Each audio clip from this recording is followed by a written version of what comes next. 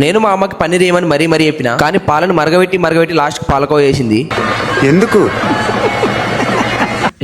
నేను పన్నీర్ చెప్పింది. పన్నీర్ కాదు పాలకో అంటే నేను కాదు.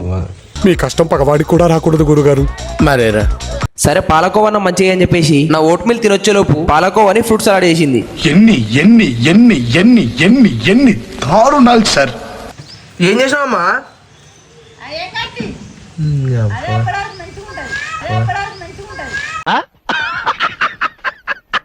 ఓకే, ఇక వానాకాలంలో చెరుకు రసం తాగిన ఆ టైప్ లో అయింది అది.